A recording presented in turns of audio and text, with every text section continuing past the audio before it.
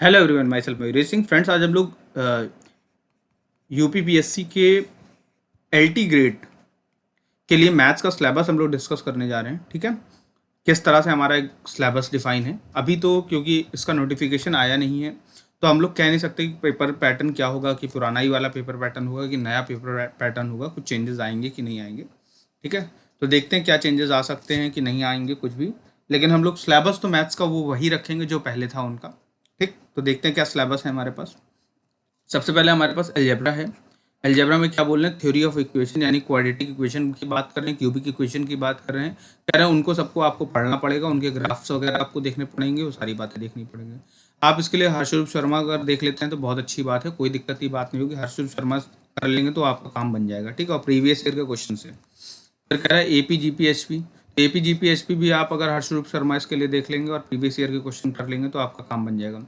Some of the square of the series यानी summation N square summation N cube, इसके ऊपर कह रहा है देख लो भाई, ये नेचुरल नंबर के ऊपर, इनके ऊपर मैं क्वेश्चन दूंगा आकर के। ठीक है, ये कह रहा है आपसे।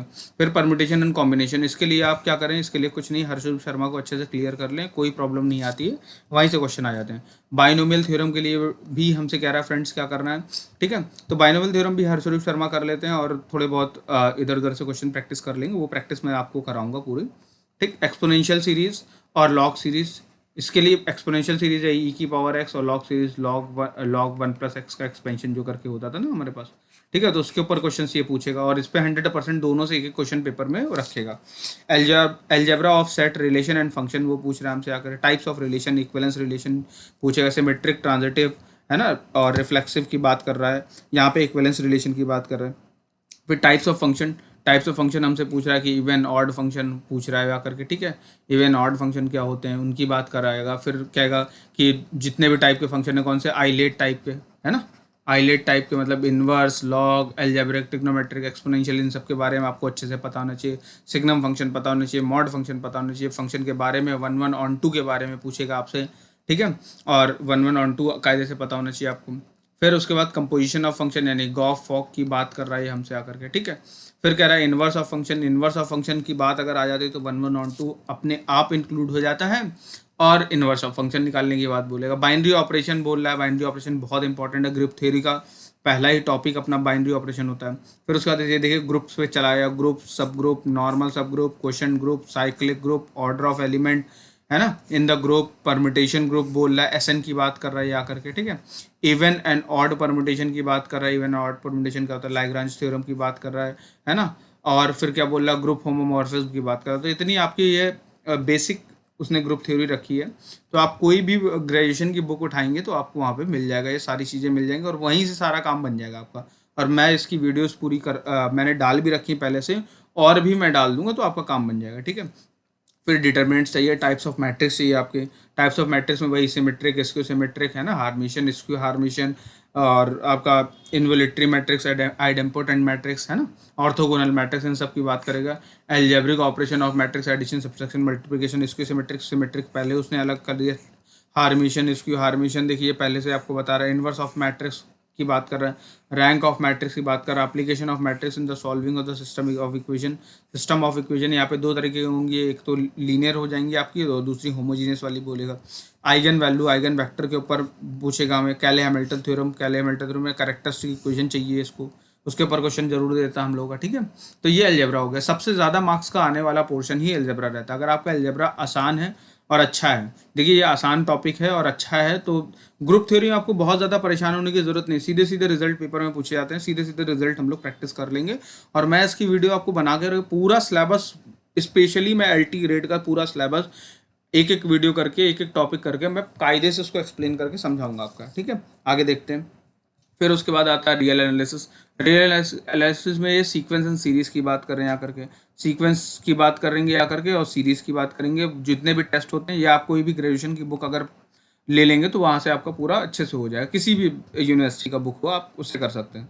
वेक्टर एनालिसिस में बात कर रहा हूँ, ऑपरेशन ऑफ वेक्टर चाहिए इनको आकर के। स्केलर एंड वेक्टर प्रोडक्ट यानी डॉट प्रोडक्ट बोल रहा है और क्रॉस प्रोडक्ट बोल रहा है। फिर 2 और 3 वेक्टर्स के लिए बात कर रहा है, एप्लीकेशन चाहिए 2 और 3, यानी 2 और 3 में एप्लीकेशन की बात कर रहा है, यानी ए क्रॉस आपको बोल रहा है, कोप्लेनरिटी की बात बोल रहा है। फिर आकर के ए क्रॉस बी क्रॉस सी इन सब की बात बोल रहा है, ठीक है। तो ये सब एप्लीकेशन आपको करने आने चाहिए। फिर एरिया ऑफ ट्रायंगल की बात करेगा, एरिया ऑफ आपसे बात करेगा कि पैरेललोग्राम क्या हो सकता है, इन सब के बारे में बात करेगा। फिर वेक्टर डिफरेंशिएशन, ग्रेडियंट और डाइवर्जेंट कर्व, यानी ये वेक्टर डिफरेंशिएशन वाला पूरा पोर्शन आपसे लेने की बात कर रहा है। इसमें क्या कर लेगा, सोनोलॉइडल पूछ लेता है, ई रोटेशनल पूछ लेता है, बेसिक प्रॉपर्टीज कर्ल और डाइवर्जेंस वाली पूछ लेता है, ठीक है। तो ये सब बातें पूछ लेता है हमसे। और इसको करने के लिए अगर मैं आपको बुक का सजेशन करूं तो इतने पोर्शन के लिए आप आर डी शर्मा लगा सकते हैं, क्लास 12 की आर डी शर्मा से देख सकते हैं, बहुत अच्छे से यहाँ से हो जाएगा आपका, ठीक है। मैं आपको इसमें नहीं सजेशन दूंगा कि आप हरस्वरूप शर्मा से इसको करिए, इसको आर डी शर्मा से लगाइए, तो आपको डिफरेंट डिफरेंट टाइप के क्वेश्चन ज़्यादा मिलेंगे। इसको करने के लिए, इतना पोर्शन करने के लिए आप कोई भी ग्रेजुएशन की बुक फॉलो कर सकते हैं, उसको हो जाएगा, ठीक है। आगे बढ़ते हैं। कॉम्प्लेक्स एनालिसिस बोला, कॉम्प्लेक्स नंबर चाहिए उसको, function of complex one variable चाहिए, डी माइवर्स थ्योरम चाहिए आकर के इनको, ठीक है। Of nth root of unity की बात बोल रहा है आकर के, एक्सपोनेंशियल, डायरेक्ट, इनवर्स ट्रिग्नोमेट्री। देखिए यहाँ तक आपको जो करना है ये आपको अच्छे से करना है, ठीक है। यहाँ तक ठीक है। कॉम्प्लेक्स नंबर की प्रॉपर्टीज अगर देखें तो इसको आप आर डी शर्मा से कर सकते हैं, ठीक। Function of complex one variable, कोई भी ग्रेजुएशन की बुक उठाइए, ठीक, उस पर कर सकते हैं हम लोग। डी माइवर्स थ्योरम की ग्रेजुएशन की बुक में अभी आपको मिल जाएगा, nth root of unity graduation की बुक में मिल जाएगा आपको। एक्सपोनेंशियल ये सब आपको ग्रेजुएशन की बुक में ही मिलेगा, हाइपरबोलिक फंक्शन वगैरह इन सब के ऊपर मैं खुद वीडियो बना के दूंगा आपको, ठीक। कॉन्टिन्यूटी, डिफरेंशियबिलिटी, एनालिटिक फंक्शन की बात करेगा, है ना, होमोमॉर्फिक फंक्शन की बात करें, तो ये सारी चीज़ें मैं आपको कराऊंगा अपने पास से, ठीक है। कैलकुलस में बात करा, दूसरा सबसे ज़्यादा नंबर का पूछे जाने वाला topic limit of the function, most important है। आपको इसके लिए आपको ग्रेजुएशन की बुक भी फॉलो करनी पड़ेगी, 12th की बुक भी फॉलो करनी, कॉन्टिन्यूटी, डिफरेंशियबिलिटी ग्रेजुएशन की बुक से करें तो ज़्यादा फायदा रहेगा आपके लिए। रोल्स थ्योरम, लैग्रेंज थ्योरम का एप्लीकेशन आपको आना चाहिए, लॉपिटल्स रूल आना चाहिए आपको, ठीक है। सक्सेसिव डिफरेंशिएशन यानी डीएन वाला जो होता है ये ग्रेजुएशन की बुक से हमारा हो जाएगा। टेंजेंट नॉर्मल की बात करेंगे, 12th की बुक का ही अपना काम चलता रहता है। इसमें मैक्सिमम मिनिमा की बात करेंगे, ये भी 12th की बुक से हो जाएगा। इंक्रीजिंग डिक्रीजिंग ये भी 12th की बुक से हो जाएगा, आर डी शर्मा या एनसीईआरटी से चल जाएगा। Limit continuity, differentiability of the two variable की बात करा तो इसके लिए ग्रेजुएशन की बुक की तरफ चलना पड़ेगा। पार्शियल डिफरेंशिएशन की बात करा, पार्शियल डेरिवेटिव ग्रेजुएशन की बुक से काम चलेगा। मेथड ऑफ इंटीग्रेशन की बात करेंगे हम लोग, ये 12th की बुक से पूरा काम चल जाएगा। डेफिनेट इंटीग्रेशन आपका ये जो हो जाएगा आपके पास यहाँ पे आकर के, एंड एप्लीकेशन डेफिनेट इंटीग्रेशन ये भी पूरा 12th की बुक से चल जाएगा काम। कुछ क्वेश्चंस है इंपॉर्टेंट उनको सारे वीडियो के थ्रू करा दिया जाएगा। Application of integration, find the area bounded curve, ये तो ये जो पोर्शन है ना, ये बहुत पहले क्या होता था कि हमारे पास हर्षरूप शर्मा की बुक्स आती थी 2012-13 से पहले, आई थिंक कैलकुलस की बुक के अंदर ये पूरा एप्लीकेशन पूरा दिया रहता था, सिलेंडर बनाने के लिए, कोन बनाने के लिए, तो 12th की बुक के अंदर वो दिया रहता था। वो बुक मेरे पास अवेलेबल है, मैं उसी से आपको वीडियोस बना करके दे दूंगा। और हमारे पास ये इस चीज़ के लिए हमारे पास ग्रेजुएशन की बुक भी है, उससे भी हम लोग उसकी हेल्प करेंगे। Solution of differential equation first order, यहाँ पे आपसे कह रहा है कि आप लीनियर डिफरेंशियल इक्वेशन करिए, एग्जैक्ट डिफरेंशियल इक्वेशन करिए, फिर क्लैरेट फॉर्म कर लीजिए, सिंगुलर सोल्यूशन निकालना सीख लीजिए। तो इतना तो वो आपसे कह रहा है फर्स्ट डिग्री की तक की चाहिए आपको। सेकंड ऑर्डर की यहाँ पे बात ही नहीं कर रहा है कि आपको होमोजीनियस वाली डिफरेंशियल d2y/dx² वाली ये सब सॉल्व नहीं करनी, ये पेपर में नहीं देगा, वो खुद बोल रहा है सिलेबस के थ्रू। आगे बढ़ते हैं। फिर क्या बोल रहा है, general equation of second degree की बात कर रहा है यहाँ पे आकर के, ये बहुत इंपॉर्टेंट है। पेयर ऑफ स्ट्रेट लाइन बोल रहा है आकर के। पहली बात कह रहा है क्लासिफिकेशन करना है। क्लासिफिकेशन मतलब क्या कि कर्व वो दे देगा, उसका क्लासिफिकेशन करना है। फिर सर्कल के बारे में बोल रहा है, parabola, ellipse, hyperbola, asymptote of hyperbola. Asymptote of hyperbola बहुत इंपॉर्टेंट होता है, एक क्वेश्चन पेपर में जरूर छप के चला आता है, सीधा सीधा रट्टा रट्टा क्वेश्चन आता है। ट्रांसफॉर्मेशन ऑफ ओरिजिन बोल रहा है करके, ओरिजिन कैसे, रोटेशन ऑफ एक्सिस की बात कर रहा है, ये भी कर लेंगे हम लोग, बहुत आसान होता है। और ऑर्थोगोनल मैट्रिक्स को ही अगर हम मल्टीप्लाई करते तो रोटेशन हो जाता है, ठीक। फिर आ जाता है, देखिए वेक्टर 3D की बात करें तो वेक्टर 3D करने direction, cosine, direction ratio, line, Cartesian plane, ये सब सारी बातें बोल रहा है। तो आप इसको करने के लिए कुछ मत करिए, ठीक। इसको करने के लिए आप एंगल बिटवीन द दिस, ठीक, इसको करने के लिए आप आर डी शर्मा ले सकते हैं, उससे आप कर सकते हैं अच्छे से। फिर इसके बाद आपके पास क्या बोलते हैं, इसको भी करने के लिए आप आर डी शर्मा का इस्तेमाल कर सकते हैं, ठीक। फिर आगे बढ़ते हैं हम लोग यहाँ पे आकर के स्टैटिक्स के लिए बोल रहा है, स्टैटिक्स एंड प्रोबेबिलिटी के लिए बोल रहा है। तो फ्रीक्वेंसी डिस्ट्रीब्यूशन, ये क्लास 10th की पूरी उसने यहाँ पे बता रखी है, आप R D Sharma class 10th की लगा सकते हैं पूरी, ठीक है। फिर उसके बाद theorems of the addition and multiplication, आपको इसके लिए कुछ नहीं करना है, आपको इसके लिए हर्षरूप शर्मा को अच्छे से लगाना है और हो जाएगा। अब मैं आपको बताऊं कि बुक मेरे हिसाब से कौन सी आपको लगनी चाहिए। आप आर डी शर्मा लगाते हैं तो बहुत अच्छी बात है, आप आर डी शर्मा को यूज़ करिए। आप हर्षरूप शर्मा लगाते हैं तो उसके लिए बहुत अच्छी बात है, आप बहुत अच्छी बात है। अगर आप इन दोनों बुक से हटना चाहते हैं कि मैं इतनी सारी बुकें कहाँ परचेज करूँ, तो आपके लिए एक यूनिवर्सल की बुक आती है, एक यूनिवर्सल की बुक आती है एररलेस करके, ठीक है। आप वो 2 बुकें आप परचेज कर लेंगे तो मैक्सिमम चीज़ें आपकी उन 2 बुकों से हो जाएंगे, प्लस ग्रेजुएशन की बुक आपको लेनी पड़ेगी, ठीक है। यूनिवर्सल की बुक आती है आपकी एररलेस करके, ठीक है। मैं उसका अभी इमेज लास्ट में डाल दूंगा, ठीक है, कौन कौन सी बुक की बात कर रहा हूँ मैं आकर के सारी इमेजेस डाल दूंगा, ठीक, जिससे आपकी बहुत ज़्यादा हेल्प हो जाएगी। ठीक, आगे बढ़ता हूँ मैं। यहाँ पे बताया जनरल स्टडीज का सिलेबस की बात करता हूँ। जनरल स्टडीज का सिलेबस हम लोग बहुत हल्के में ले लेते हैं। एक्चुअली क्या होता है कि यहाँ से मार्क्स हमारे बहुत अच्छे बढ़ सकते हैं, और हम लोग अगर ढंग से पढ़े जनरल स्टडीज तो बहुत ज़्यादा नहीं पढ़ना पड़ेगा, लेकिन 2 4 5 क्वेश्चन तो 10 क्वेश्चन तक तो हम लोग को सीधे सीधे फंस जाएंगे।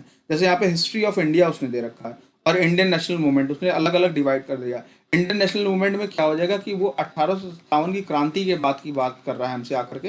इसमें 1857 का विद्रोह शामिल हो जाता है, फिर उसके बाद आकर के कि फिर इंडियन नेशनल कांग्रेस आ जाती है 1885 में जो बनी थी हमारी आकर के। उसके ऊपर कितने कांग्रेस के अधिवेशन हुए उनके बारे में बात कर लीजिए। फिर उसके बाद गांधी जी के बारे में पढ़ लीजिए आप अच्छे से, गांधी जी ने कितने फ्रीडम मूवमेंट करे सारे, वो सारे पढ़ लीजिए आप आकर के। फिर आप सुभाष चंद्र बोस को पढ़ लीजिए आकर के, आपको बहुत अच्छा मिल जाएगा। फिर मुस्लिम लीग आप कर लीजिए। मैं आपको जो जो पॉइंट बताता रहा हूँ वो सब चीज़ें आपके काम आ जाएंगी। मुस्लिम लीग कर लीजिए। फिर उसके बाद आप क्या बोलते हैं कि इंडिपेंडेंस जो हुई इंडिया की वो पढ़ लीजिए। ठीक, अगर इतना ही आप कर लेते तो आपको 2 4 5 क्वेश्चन ऐसे ही, 2 क्वेश्चन तो आपको 100% यहाँ से हिस्ट्री से आपको मिल जाएंगे। और अगर आप इंडियन हिस्ट्री की बात करें तो आप इसमें क्या पढ़िए, आप इसमें हड़प्पा की सभ्यता पढ़ लीजिए बहुत अच्छे से कि हड़प्पा की सभ्यता कैसे डेवलप हुई। ठीक, फिर उसके बाद बौद्ध धर्म पढ़ लीजिए, आप जैन धर्म पढ़ लीजिए। ठीक, हिंदू धर्म में आप महाजनपद महाकाल ये सब पढ़ सकते हैं ना। ठीक, तो ये सब देख लेंगे तो छोटे छोटे मेन इंपॉर्टेंट टॉपिक जो मैंने हिस्ट्री के थे वो आपको सारे बता दिए, आप इसमें देखेंगे। और दूसरी बात कि आजकल ये ज़्यादा पूछने लग गया है कि क्या बोलते हैं कि दयानंद सरस्वती ने किसकी स्थापना करी थी, तो ये सब मॉडर्न इंडियन हिस्ट्री के अंदर आ जाता है। फिर आप गवर्नर जनरल पढ़ लीजिए कि कौन कौन से गवर्नर जनरल थे, उन्होंने क्या क्या काम किया। इतना अगर आप कर लेते हैं तो आपको हिस्ट्री के 2 से 3 क्वेश्चन, ये गारंटी नहीं है कि आपको पूरे मिल जाएंगे, लेकिन आपको मिल जाएंगे, ये बात ध्यान रखिए। और दूसरी बात, आजकल वो ज़्यादा इंटरेस्टेड है हड़प्पा की सभ्यता को लेकर के, यूपी से रिलेट करा के क्वेश्चन पूछने के लग गया है। यूपी में कि कौन कौन लोग थे कहाँ कहाँ पे। अब जैसे यूपी में कहाँ कहाँ राजा हुए थे, जैसे झांसी की रानी के बारे में पूछ लेगा आपसे, कन्नौज के कुछ राजा थे उनके बारे में, है ना, लखनऊ के कुछ नवाब थे उनके बारे में पूछ लेगा कि भाई ये सब कौन लोग थे, कैसे क्या चलता है। ठीक है, ये सब बातें थोड़ा बहुत अगर यूपी के बारे में आप देख के रखेंगे तो यूपी स्पेशल ज़्यादा आजकल पूछने लग गया हम लोगों से। फिर आता है इंडिया के लिए। इंडिया के लिए अगर हम बात करें आकर के word India geography and world geography, इसके लिए आप प्रिडिक्ट नहीं कर सकते क्या पूछेगा क्या नहीं पूछेगा, लेकिन इंडिया में हम लोग पूछ सकते हैं या जान सकते हैं। आप सबसे इंपॉर्टेंट यूपी की ज्योग्राफी तो बहुत अच्छे से कर लीजिए, जितनी है उतनी कर लीजिए। जो जो जो चीज़ आपको यूपी की ज्योग्राफी में मिल रही है वो चीज़ें करिए कि यूपी में कौन कौन सी झीलें हैं, यूपी में कौन कौन से जलप्रपात हैं, कौन कौन से झरने हैं आपके पास। ठीक है, कौन कौन सी तरह की खेती होती है, कौन कौन सी तरह मिट्टी पाई जाती है यूपी में। भाई बुंदेलखंड साइड दूसरी मिट्टी पाई जाती है, आपकी वेस्ट यूपी में दूसरी मिट्टी पाई जाती है ना, सेंट्रल यूपी में गंगा का पोर्शन वाले में दूसरी मिट्टी पाई जाती है। तो ये सब चीज़ें आप अच्छे से कर लिए। सोनभद्र में कौन सा पावर प्लांट लगा हुआ है ना, और कौन सी सिटी में कितना जैसे डेवलपमेंट क्या है तो आपका, है ना, कहाँ पे क्या हो रहा है उसके बारे में, यूपी के बारे में अच्छे से पढ़ लिए। क्योंकि आप वर्ल्ड ज्योग्राफी पढ़ने जाएंगे तो पूरा नहीं कर पाएंगे। आप ज्योग्राफी के लिए क्या कर सकते हैं कि भाई नदियाँ अच्छे से पढ़ लिए, नदियाँ कौन कौन सी, पहाड़ कौन कौन से आपके पास कंट्री में आपके। ठीक है, और कौन कौन से झरने हैं, कौन कौन से क्या बोलते हैं आपकी झीलें हैं। ठीक, ये सारी बातें आप पढ़ लीजिए अच्छे से। और क्या कर सकते हैं हम लोग अगर देखा जाए यहाँ पे, हाँ, कि मकर रेखा कहाँ से भारत में जाती है ना, मकर रेखा जाती है कि नहीं जाती, सॉरी मकर रेखा तो जाती नहीं भारत में। कर्क रेखा कहाँ से जाती है ना, और विषुवत रेखा किन किन देशों से होकर जाती है, ये सब पढ़ लीजिए। सबसे लंबी नदी कौन सी है ये सब पढ़ लीजिए। सबसे बड़े पहाड़ पठार ये सब कौन से हैं, इन सब के बारे में थोड़ा बहुत देख लेंगे तो पता चल जाएगा। ठीक है, थोड़ा बहुत मतलब ज्योग्राफी का थोड़ा बहुत ज्ञान होगा तो काम चल जाएगा। और लगातार आप पढ़ते रहेंगे तो ये मानिए कि पेपर में आप 30 क्वेश्चन अगर आ रहे हैं, मान लीजिए 40 क्वेश्चन आ रहे हैं तो 50% आप कर पाएंगे। लेकिन अगर आप पढ़ेंगे ही नहीं तो आप सोचेंगे एग्जाम टाइम पढ़ लें, तो एग्जाम टाइम आप इतने ज़्यादा बर्डन ले लेंगे अपने ऊपर, ये पढ़ ही नहीं पाएंगे। ठीक, फिर उसके बाद बात आती है इंडियन पॉलिटी की। इंडियन पॉलिटी में वो क्या कर रहा है, Indian polity and governance question के बारे में टेस्ट आपसे करेगा। तो इंडियन पॉलिटी में देखिए सबसे पहला क्या होता है, सबसे पहला चैप्टर ही आपका इंडियन पॉलिटी में स्टार्ट होता है कि संविधान की प्रस्तावना कैसे, संविधान कैसे बना उसके बारे में आप कैसे क्या समझते हैं। तो संविधान का डेवलपमेंट कैसे हुआ कि भाई पहली सभा संविधान सभा जब कब हुई थी, 1935 में हुई थी या 34 में हुई थी, आई थिंक अगस्त 1934 में हुई थी, उसके बारे में आप पढ़ लीजिए। ठीक, फिर उसके बाद किस किस तरह से प्रारूप समिति क्या बनी, झंडा समिति क्या बनी, कौन कौन उसके अध्यक्ष थे, ये सब आप पढ़ लीजिए तो अच्छे से आपको एक क्वेश्चन यहाँ से 100% मिल जाता है। फिर उसके बाद कॉन्स्टिट्यूशन के कितने भाग हैं, किन कौन कौन से भाग में क्या क्या चीज़ रखी गई है वो पढ़ लीजिए, मतलब है ना, और कौन कितनी अनुसूचियाँ हैं, क्या चीज़ हैं, ठीक, और कितने राज्य हैं हमारे, उसमें कौन कौन से नए राज्य डेवलप हुए। जैसे अभी 2019 में हम लोगों के पास क्या बोलते हैं JNK को एक क्या बोलते हैं नया राज्य का दर्जा, मतलब राज्य से उसको दर्जा दे दिया गया, ठीक है, 28 राज्य बना दिए गए कुछ ऐसे करके, है ना, यूटी बना लिया गया है, कोई लद्दाख को यूटी बना दिया गया है, ठीक। तो ऐसा सारी चीज़ें पूछी जा सकती हैं, इंपॉर्टेंट क्वेश्चन है आपके पास। फिर उसके बाद कैसे इलेक्शन कैसे होता है, राष्ट्रपति का कैसे चुनाव होता है, ये सब बातें।